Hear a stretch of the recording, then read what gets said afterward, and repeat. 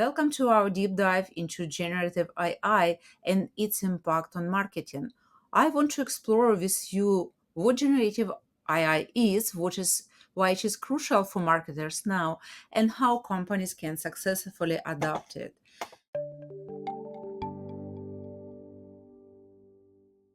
Hi everyone, my name is Josephine Hellqvist and I work as a solution architect for IVE Group.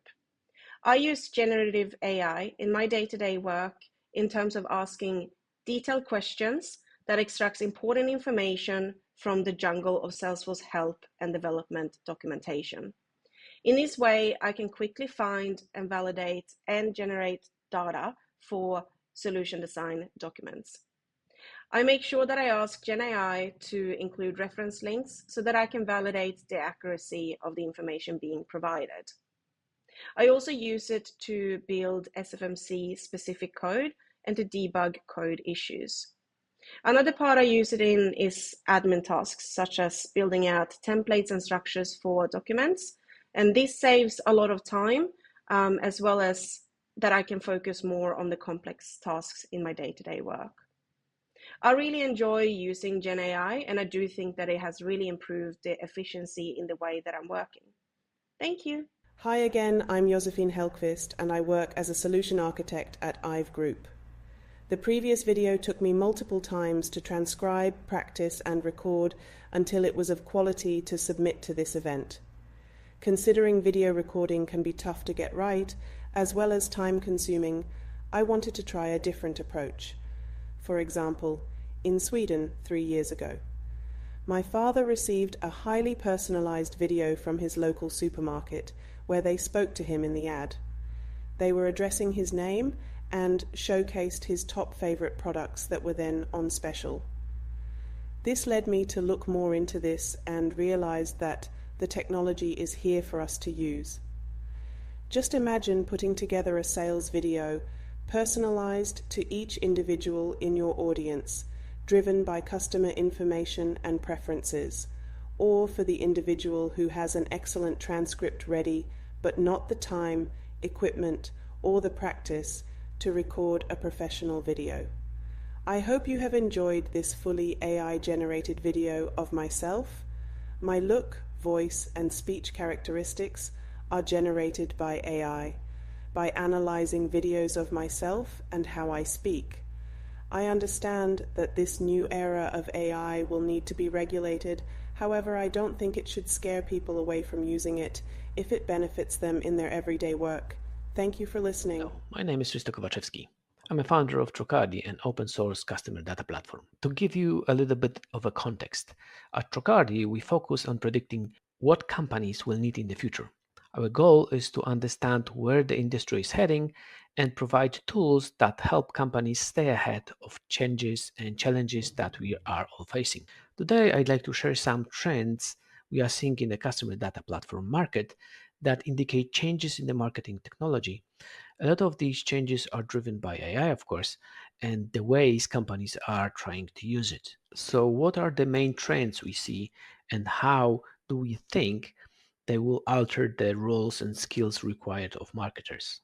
The first trend is massive data collection. Today, it is possible to gather millions of data points almost overnight. Our world is saturated with sensors from smartphones, smartwatches to connected cars and IoT devices. All continuously generate data. This data can be leaked to individual customers, providing a detailed picture of their behaviors and preferences. Hyperautomation. The vast quantities of data being collected today requires automation. It's impossible for humans to manually process and analyze such an enormous amount of information. Automation goes beyond just handling existing data. It also generates new data through trend analysis and sequencing, and sometimes understanding and unstructured data. So only automation can handle this. Hyper-personalization becomes a key trend in marketing technology. Simple segmentation personalization is no longer sufficient. Companies need to leverage detailed customer data to create highly personalized experiences that resonate with individual preferences and behaviors. the changing role of marketers. As marketing technology evolves, so do the roles and skills required of marketers. Here are some key implications for the future of marketing professionals as we see it. Rapid demand for tech-savvy marketers. The shift towards data-driven and automated marketing solutions creates a demand for tech-savvy marketers. These professionals will need to coordinate complex systems rather than solely focus on traditional marketing tasks. Skills in SQL, data-driven pipeline management, AI prompting, and data mapping will become increasingly important. Creative thinking. With new tools bringing new amazing possibilities comes the need for out-of-the-box thinking, which will quickly become a new necessity. And the last point, which is actually more of a statement than a trend, is that the future is now. To prove this, I must reveal a secret. That was not actually me speaking, but rather my avatar I created from my previous recordings. This is me live.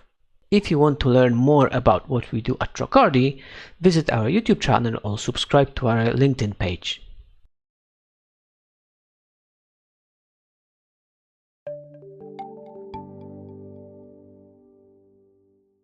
Hey everybody, I'm Ian. I run a Salesforce consultancy that helps customers get the most out of their investment in Salesforce, right? And I'm here today to talk to you about generative AI, but specifically the other types of AI. It's not all about the generative stuff, and we need to know the difference, right? There are actually three types of AI. So apart from the old generative, we also have the predictive AI, and this guy over here, reinforcement AI. Reinforcement is like the Tesla self-driving cars. It learns by trial and error and games and rules, and it gets quite complicated. We don't see too much of that inside of the business world. But the ones I want to focus on today is predictive AI. Predictive AI operates through supervised learning. Imagine you've got a spreadsheet of data and indicating whether they are going to lapse or not. Predictive AI will analyze that data to identify the patterns and predict the future behaviors. It's precise, it's mathematical, and provides accurate, actionable insights. That type of AI is excellent for tasks like lead scoring and forecasting customer behavior. Generative, on the other hand, knows a little bit about everything. Unlike predictive AI, generative AI uses unsupervised learning. It's designed to create and generate content, making it highly useful for tasks that involve language and creativity. It writes stuff. It knows a little about everything and will generate the written answer for anything that you want, whether you want to know it or not. But generative AI has gone and learnt from the world's knowledge. So if we think of this, this circle here, it's hoovered up all of the world's knowledge, and it's kind of the average of everything. It's not particularly the best. Predictive AI, on the other hand, focuses on a specific data point and is a specialist on one specific thing. And we have to understand that. Generative AI is as much about constraining it so that it focuses on just one narrow spectrum of the knowledge we've got to go and deliver on. All right? Generative AI can't do maths. It sucks at maths. And so if you have to produce a number, you need to use predictive AI. I work in the world of Salesforce, and not many people realize in the back of every single enterprise edition of Salesforce, you've got 10 prediction models you can use for free, but no one uses it. I don't know why. So generative AI is sometimes, I think of it like an imperfect human. It's unpredictable, so learn how to constrain it with prompts. Tell it who to act as and exactly what you want it to produce, otherwise it'll talk like everybody. Keep it relevant by giving it your data. That's called grounding. But make sure it doesn't retain and use your data by masking personal information.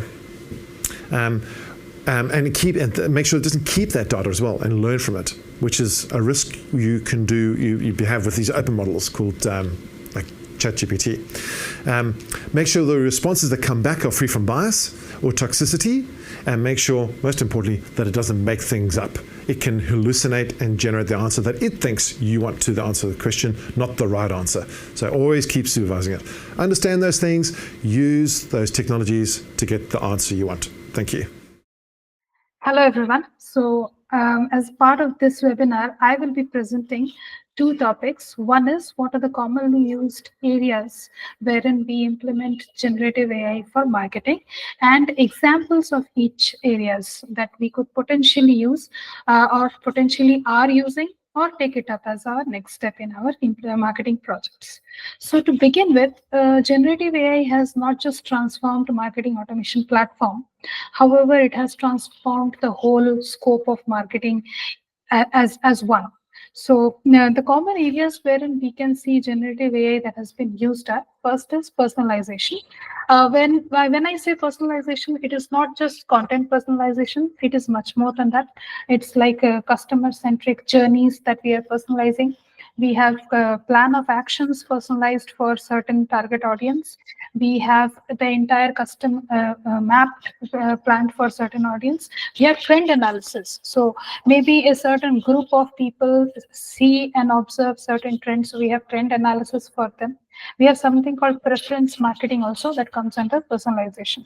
Preference marketing is nothing but if somebody has some preference, we will be doing our strategic plan around their preferences and approaching them. That's about personalization. Coming to the second major activity that we see generative AI is helping in marketing is content creation and conversion. So here I have clubbed two major aspects. One is content creation and second is content conversion. And the scopes that or the use cases that we use within this could be AI generated videos, voice to text conversion videos, voice to text conversion images, and also type conversions like from one pattern to another. We also see multilingual support within this. So let's say we have an English video or an English audio or an English text that could be converted into n number of languages within no time by the usage of generative AI. So that kind of covers the whole area of content creation and content conversion. The positive aspect of this is we don't have first we save the business from giving additional time as well as money, and second is we get relevant content for our communication to our target audience by doing this. The third is lead generation. So as we know that marketing data is a never-ending data and it is a vastness in itself, sometimes it can happen that human eyes might miss some sort of leads or some green points within the data. That is what is overcome here by generative AI, wherein generative AI is reading the data, this never-ending data on a daily basis and training itself, wherein they can pinpoint the niche leads or the unique patterns that they see, and that could potentially be our next client or next target audience. So that is covered under lead generation. Then is 24/7 customer support. So I personally believe the whole business of customer support has been radically changed for better with the influence or with the implementation of generative AI. So now we see customer support in round the clock in various languages.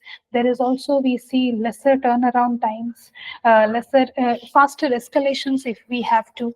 Then we see a positive impact of using generative AI within this particular aspect of marketing, which is 24/7 customer support. One such example that I could think of is the usage of conversational AI or chatbots to achieve this task. Last but not the least would be market segmentation. So market segmentation in canvassing the overall marketing data that we have and in analyzing and studying them on a day-to-day basis by generative AI algorithms, Gen AI can also find out certain niche groups or certain unique groups of target audience within our marketing data, which might have been missed out in the mundane manual processes. So that helps us get another target audience or another chunk or good segment of data to target or to pitch in to them for our marketing works. Now, moving forward. Generative AI refers to artificial intelligence that can create new content like text, images, segments, or even high-scale marketing campaigns based on the data it's trained on. For us marketers, that means automating the creation of personalized content at scale, making campaigns more efficient and effective. Imagine generating thousands of personalized emails or social media posts tailored to individual preferences in seconds. I think it's just pretty cool. Many companies are already using generative AI to stay competitive. The key changes include integrating AI into existing workflows, training teams to work alongside AI and ensuring data privacy and security. The shift requires a strategic approach, but the benefits like increased ROI, enhanced customer engagement, and improved operational efficiency are so important. Early adopters of generative AI already see significant advantages. Start small. Develop your AI strategy. Start with small use cases. Ground AI with trusted data. It is also crucial to maintain a balance between automation and human creativity to ensure the best outcome. Salesforce Marketing and Data Clouds are great examples on how generative AI can be utilized. You can create highly targeted segments and activate them to journeys, creating dynamic personalized email content, images, subject lines based on the data and your customers' behavior and interest.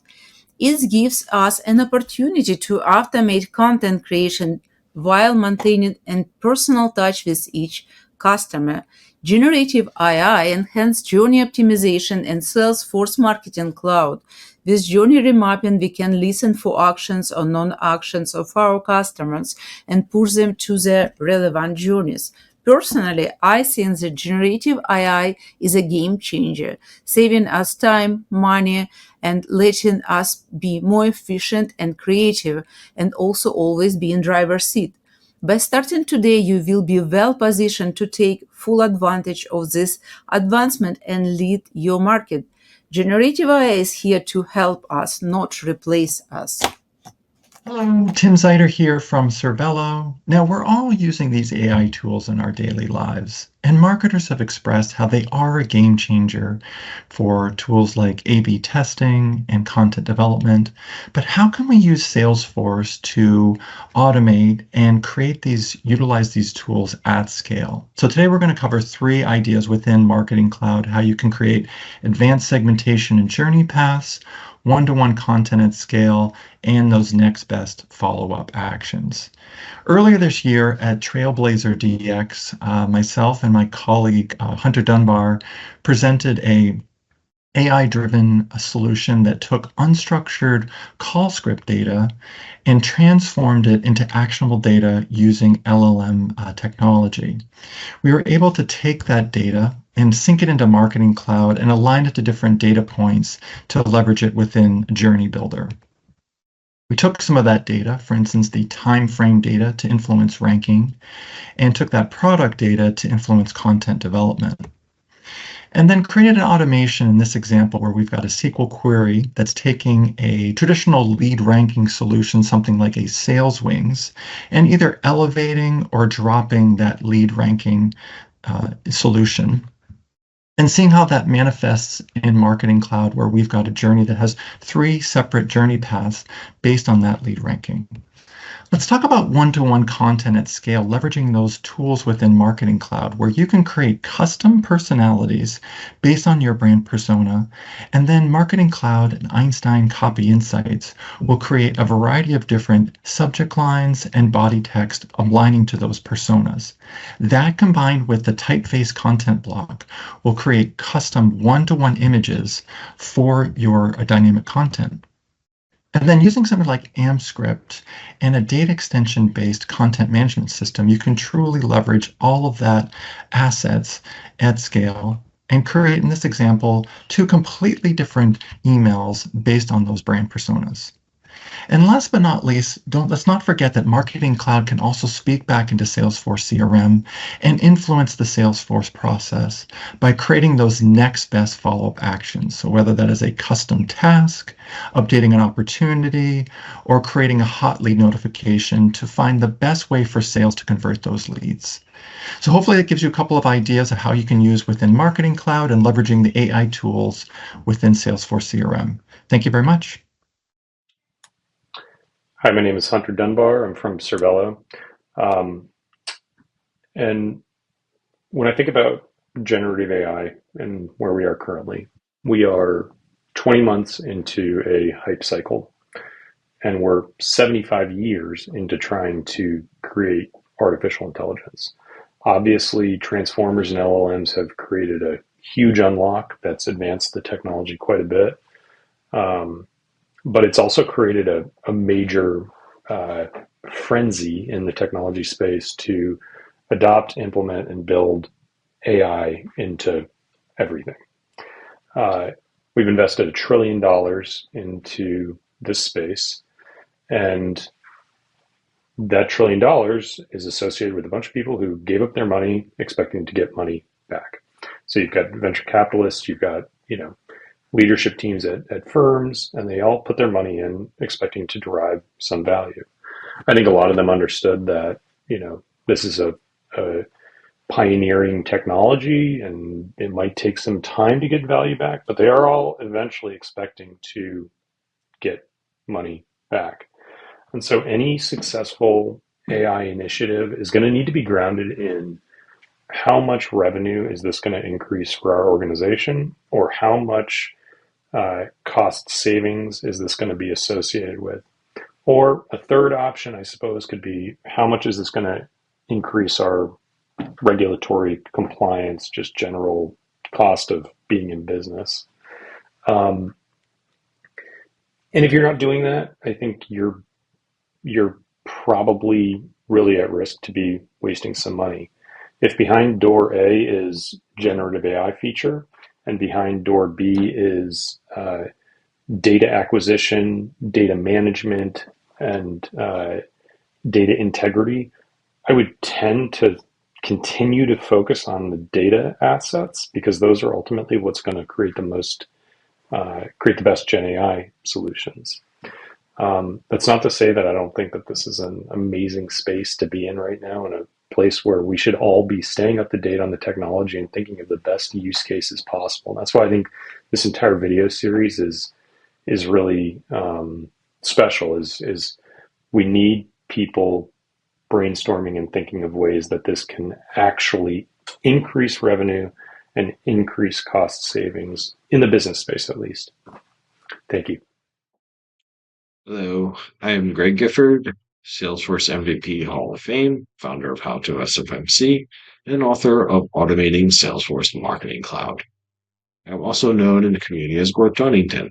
I wanted to discuss something not normally talked about around AI in my 3 minutes today. AI is unlike any other technology that humanity has ever worked with. It is designed with the goal of mimicking the human mind. There's really only one other instance that we can use as a reference for a task like this, and that is parenting a child. Building and shaping a human mind as it grows from infancy into adulthood is the closest equivalency we have to the growth of AI. I bring this up because we are the ones that are feeding its knowledge. We are teaching it what is right, what is wrong, defining facts, and how to behave. If we provide this information haphazardly, we can set up AI and our world for a massive failure. For instance, with social media, we did not realize until it was too late that it can be used in an inflammatory way and to spread misinformation. This includes things like hate speech as well.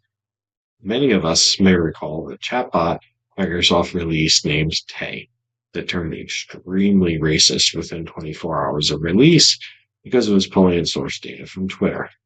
Is this who we want to be as shepherds of AI?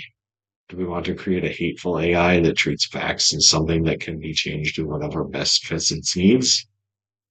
I know this is getting a bit heavy-handed, and that is not my intent. I merely wanted to bring this message forward. We kind of need to remain more focused, not just on what AI can do for us, but on how we should be growing and nurturing AI. AI can do amazing things, like DeepMind's AlphaFold that predicted 3D structures of proteins, producing data that will help medical researchers for years to come. It can also do awful things like scamming people, illegal deepfakes, or a million other malicious uses. The narrative needs to change on this, though, as people are placing blame on AI and not on the people. The AI is still just a toddler. It does not know any better. We, as the parents, need to do better. In the end, I think if we are able to raise AI like a good parent, AI could help us to get along better and grow into a new golden age. But if not, it can be a disaster. Maybe even that crazy dystopian robot revolution that we hear about when AI gains sentience. But In all seriousness, when you talk with Alexa or Siri or Google Assistant or even that random support chatbot, remember, it is just a toddler and it deserves your patience and kindness. It may not be a person, but treating it like one will not hurt anyone, but it may just help everyone. Hey everyone, my name is Pato Sapir, and I wanted to talk a little bit about identifying bias in AI. As you know, today machines often learn from signals and examples. Just as we do. We recognize a familiar face at a party, we ride a bike after years of absence. Machines can acquire that kind of knowledge, but still have that lack of human nuance. And as humans, we can have bias, and AI can also have bias. We have dataset bias. This is when data used to train machine learning models doesn't represent diversity of the customer base. Association bias. This is when the data used to train the model reinforces and multiplies cultural bias. Automation bias. This is like, for example, when a beautification photo filter reinforces European notion of beauty. Interaction bias. This is when humans input racist or sexist language into the chatbot to get the outcome that they want. And confirmation bias. This is when oversimplified personalization makes biased assumptions for a group of individuals. So here are 5 ways that I encountered to ensure inclusive AI and avoid these pitfalls in AI. Ensure that your output is inclusive, and obviously your input should also be inclusive for your output to be inclusive. Number 2 is related to that, is train your users on inclusive prompting, how to make those prompts more inclusive. Number 3 is cultivate a culture of diversity with privacy and consent for your users. Number 4 is almost like a given, but always verify the data in your datasets, because as we say, garbage in, garbage out, right? So if you want to avoid dataset bias, your datasets have to be inclusive and represent your entire population. And ultimately, build inclusive AI teams. Ultimately, the teams are going to be developing generative AI solutions. If they come from different backgrounds and different cultures, they're going to be naturally building solutions that are inclusive. Thank you.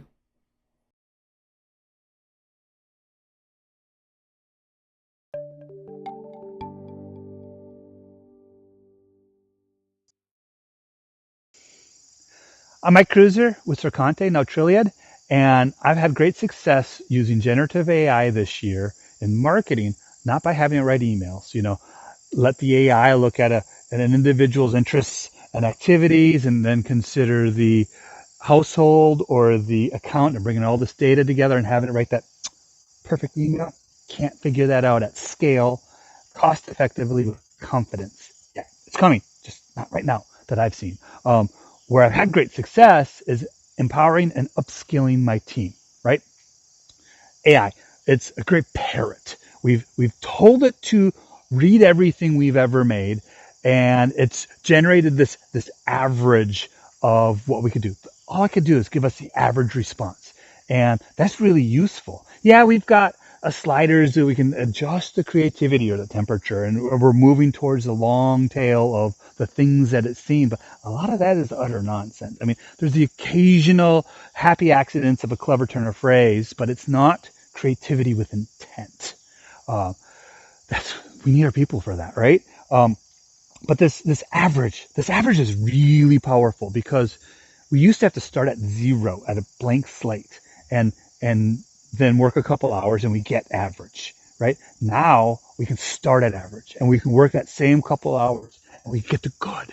And that is immensely empowering for our team. And then also, it allows our team to punch above their weight class a little bit, so to speak, right? If we have somebody like a great content creator and they're trying to get a blog post today, and they need to add a bit of JavaScript and some CSS for a widget for the blog post. We used to have to send that to the web team, and they're busy. Yeah, it's only a couple hours, but it's going to, they have to add it in the next sprint. It's going to be 2-3 weeks before they can get to it, and it's a whole thing. And now with generative AI, that content creator can not worry about doing really frustrating searches, but can have a conversation and be able to develop a solution.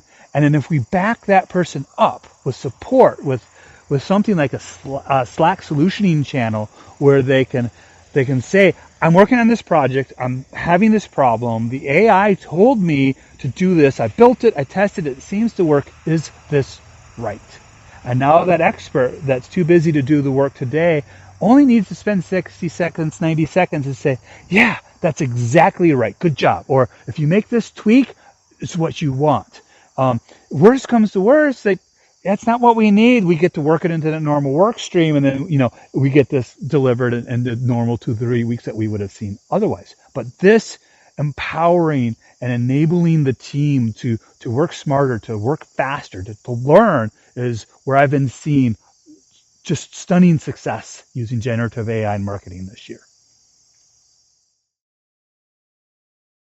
Hi everyone, my name is Juana Montano and I'm a Salesforce Marketing Cloud architect at IBM. And I'm here to talk to you about the impact of AI in marketing. There's no question about the benefit of using AI in marketing or its potential to not only disrupt the industry, but change it forever in the way that marketers are using data to create better segmentation, personalization at scale, and content creation.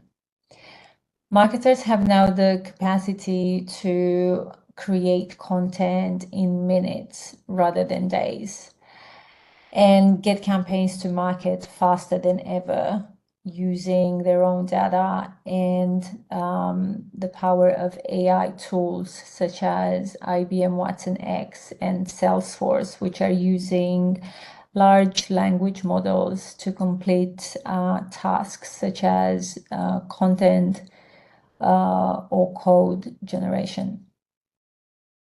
Taking advantage of AI is marketers' biggest priority and challenge, according to the latest Marketing Cloud State of Marketing report. No surprises here. Although a priority, marketers don't know how to use AI in their strategies, either because of lack of use cases or trust in their own data. Some tips to stay ahead of the curve or simply keep up with these advancements in technologies are upskill or cross-skill in marketing automation platforms such as Marketing Cloud, which have numerous of AI-enabled features.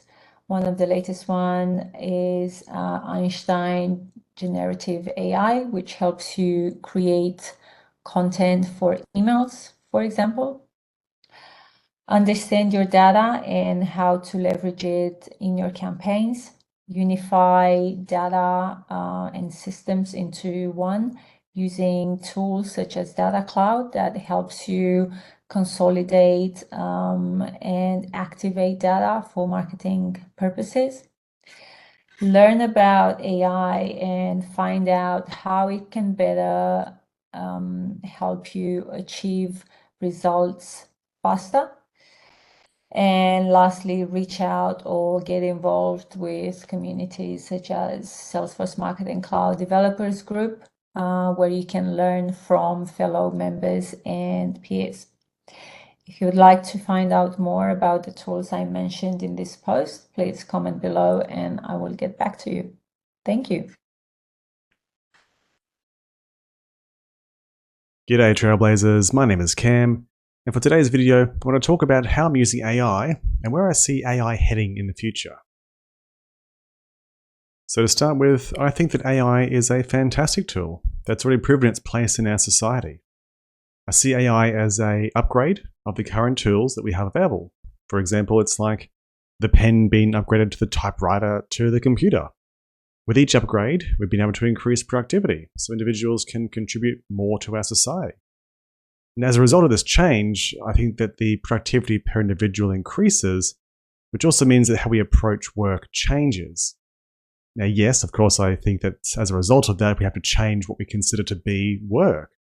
After all, jobs are just a consolidation of tasks, and I think as AI takes on more tasks, we'll have to redefine what we consider to be those groups of tasks, those jobs. But I'm also pretty sure that I'm not the only person who would be quite happy to see the machines take away some of my daily tasks. So I really see AI as a tool or an assistant to help us to perform tasks, and that's how I use AI. I use AI in various ways to ideate and to generate and help me kind of get over that inertia of trying to start a new task. So it can be things like researching complex topics. And again, that can help me to conversationally discover new ideas, new themes, and perspectives that I hadn't previously considered. And that's not to say that AI always gets it right, because a lot of the time AI does not get it right. But then again, humans don't always get it right either. So I find that, again, AI can be that helpful perspective giver, a way to converse, a way to ideate and to understand and to research topics, particularly topics that might be the first time it's been done, or the first time a very unique idea has been explored, and it's not been documented online. Those can be really hard to research. But by conversing with generative AI, I find it's a really great way to learn these new topics and to sometimes find those key words to help you then go and research it more for yourself. So I think AI really has proven its value, and I think it's really shown its colors in its ability to process huge amounts of information, particularly things like data, to uncover insights that our human brains just can't comprehend yet. And I think that we've been seeing this kind of AI, these connecting the dots, for a long time now, in its rudimentary forms, mind you, in things like the recommendations windows when you look at videos online, the products you might like to purchase in the checkout window. We're used to seeing these things in our life. And I think over the next few years, we're going to see that kind of stuff get better and more mature as the data and the models get better and better. Now, on the flip side, I think it's also going to make some things get a lot worse too. I think we're going to see a rise in AI-generated scams with things like videos and photos and voice being used to fool victims, and that's going to be dangerous for our society. And again, things like data as well. I think there'll be instances where data is used against our consent to feed these models to generate insights that could have real-world impacts. Things like your data being used to change your health insurance, to change your financial credit score, to change your employment ability. Things like that I think might get dangerous. So I think that it's going to be good to see some restrictions and some governance get brought in to ensure that the technology is used for good and not for harm. And I think if we can do this to ensure it's been used reasonably and ethically, it'll be a good start for us. Now, I think getting this right over the next few years is the most important part too. Because if we do get this right, I think that AI is going to be a truly beneficial tool for our species. Hi everyone, it's Tammy Begley from Media Monks, Head of Marketing Automation. This time last year, I remember presenting on how to unlock the future of AI together with Salesforce at a user group. And I remember showing a concept that I'd seen, which was the Shah Rukh Khan My Ad, where I'd seen how machine learning and voice were used to be able to insert the name of a company and their address for them to create their own social media ad and make it look like Shah Rukh Khan was an ambassador of their business. At that time, I really was impressed and I thought, wow, this is where we're going to see true hyper-personalization at scale be realized. I guess for marketers like myself and yourselves, probably the reality is we're still saying, well, we'd love to do that hyper-personalization at scale. However, it's really hard to produce content at scale because of time and because we don't have the budget. So at Media Monks, sort of more than a year ago, we were looking at ways of how do we use AI to create efficiencies and to shorten our time and costs. And we, like Salesforce, realized that the way to use AI well is to actually interweave it with humans in a workflow. So take a workflow and work out where AI has a purpose and where humans do, and then where does enterprise software like Salesforce or Google plug into that, or how do we utilize that to then create this workflow? which is how today Media Monks have just released a platform called Monkflow, which is really exciting. And the concept that I'm going to speak a little bit about today, which I've seen working on SFMC, really excites me around how we're going to use AI in a workflow to make our lives easier when we use SFMC. So essentially what we've been playing around with is using one of our AI apps inside Personaflow, which is called, Monksflow, which is called Personaflow. And Personaflow for me is a game changer because I know a lot of the time the CRM data that we have isn't enriched, and it doesn't allow us to create true personas and understand our target audiences exactly. And so being able to fill those gaps using a product like Personaflow, which brings insight from other places in and enables us to formulate that persona, is awesome. Then what happens is we send that data, the campaign data, into what we call our generative studio. And the generative studio is also an AI tool, which it formulates the brief based on the persona information. And then it also starts to compile the content that it thinks would get great engagement out of the subscribers that we're targeting. And then what we do is the generative studio produces the email content blocks. The beautiful thing is it's got all the automations and all the AMP scripting and stuff already created inside it. And we then send that into SFMC. And so we're suddenly saving time on having developers having to code content blocks because that's all passed into SFMC automatically. And then we're able to use those content blocks at times in the journey where that particular piece of engaging data or information or content is needed. I'm really excited to see where this goes. I'm hoping that in next year when we present back, I can show you lots of great examples of where this has really saved time, budget, and made us much more personalized in how we deliver content. So thank you. Have a great day. Hello everyone.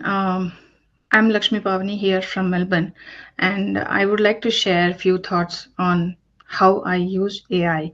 It differs, completely from person to person, depending on their knowledge scope and the complexity of the use case for what they are using. If you take me, I just want to share where I have used all these things, where I have used AI for these things. First and foremost thing, AI is always to always improve yourself, either in terms of way of how you work, way how you deliver, or way how you represent yourself, right? So it's like a teacher for me to improve myself in every aspect where I feel I'm struggling to improve. So the first one would be communication, because it's a scary thing for me to document the things or to email or to concisely say what I wanted to say without missing the meaning of my context. So whatever I do is while I write some emails or any emails to my manager or my team members or like the group leaders of my community, I first write and then I will check if I am correctly saying, or is there any grammar mistakes, or could you suggest a better version of the same text in a positive note. That's how I improve my email communication or writing skills, I could say. And the other thing what we were using as a part of this one AI is we do transferable skills every month on our Salesforce Marketing Cloud Developer group. And to wrap up or to give the synopsis of each session, my mentors use AI to generate the text from transcriptions, and then they post it on the blog, so that visual learners or visual people prefer YouTube channel where we post the videos, and people who can read simply and who are good at reading, right, they use those articles to see what the person was trying to explain as a part of their transferable skills. So these things will definitely help. As I always say, don't lose your authenticity.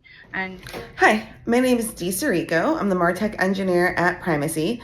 Today we're going to talk a little bit about generative AI and where we are in the landscape. So From last year to now, I've definitely used it in quite a few places, mostly for content writing. I do work in Salesforce Marketing Cloud quite a bit. I still have my developers that I, prefer to use. Sometimes I like to clean code up, but I primarily use generative AI for creating new illustrations, images, and copy. I feel that even when it comes to some of the SOPs and various documentation requirements, it really helps out in that stance. A lot of times I don't have time to capture everything as I would, if I were to have, 4 or 5 people on. Sometimes I only have 2 or 3. So what do? I depend on AI to really just edit, not so much write the content, but edit it into a format. I do a lot of content creation where I need to have paragraphs in 50 words, 75 words. I have to have character count, so AI does help me there. I also like to go through data, not PII data, but if I have templates, I like to make sure that the templates have, consistencies throughout. There's a lot of times that, I'll be working with 6 or 7 tables, different headers. So I'll just crunch that data within different tools. Honestly, I use ChatGPT, the paid version, a lot. I use it personally. I use it for work. I have come to depend on it. So I think last year at this time, I was hoping for a talk to text version, which there is. I know that Google does kind of look down on AI generated content. So if there are cases where I need to write website pages or things of that nature, as PPC ads, if I have to do any social ads, I might ask AI to write it, but I will go through it and make sure that it has its own voice. But the more it gets to know me, the better the content becomes. So I definitely think that it's an opportunity for everyone to be able to, write how they would. As soon as AI learns your voice, then you can start writing multiple types of documents. Again, I like to stick with the more formal uses with AI. I still believe in, content writers and making sure that our content writers have enough work. So that's one thing. With code, I don't really use it for code just because it's my methodology. So, until I get a co-pilot through Salesforce, I'm waiting for, the opportunity to use that. That'll be a different scenario. But as for right now, I will continue to go on my AI venture, and I hope you do too. Hello, my name's Matt Cameron, and I help people connect with digital marketing. Today, I'm sharing 3 ways that I use GenAI in my digital marketing. But before I do that, I just want to go back 12 months ago, back to 23, when GenAI was just a new thing. And it just feels like so much has changed over the last 12 months, and I'm so much looking forward to what the next 12 months have got to bring. But anyway, my 3 ways that I'm using GenAI today in digital marketing are, I've always got GenAI open up in a tab. So I'm always asking questions and using it like a calculator. Spell check this, suggest something better for that. Always coming up with new and different prompts just to help me get stuff done. The second way is that I've incorporated it into workflows that I use with clients for things like helping to create content. Now, I think it's always good to be working with original content first and then allowing GenAI to improve that for you. So the flow that I found that works really good, and it doesn't have to take a lot of time, but it creates great results, is for sharing content on YouTube. So a person shares their content, their video on YouTube. It could be a 1-minute video. And then GenAI is used to collect that information into a file, into a text file as a transcript, and then create content like a summary of what's been said or some engaging topics. It just depends on the prompts you use, but it helps to create a post that can be shared regularly with an audience. Now, that doesn't have to take a lot of time to do that. That produces great results for helping people do what can take a long time, get done quickly. And the third way is I'm using GenAI with data flow marketing. So ultimately, segmentation with customers, with your audience, in digital marketing comes down to interests and what next? What next for that customer or that person in the audience, which is the intent. So interests and intents is ultimately sort of how segmentation works.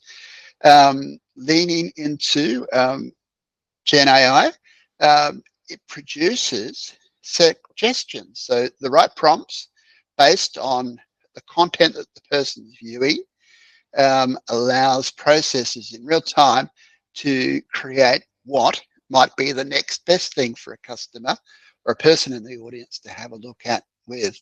So they're my three ways. I hope you got something from that. And like I said, I'm so looking forward to sharing again in 2025. Thank you.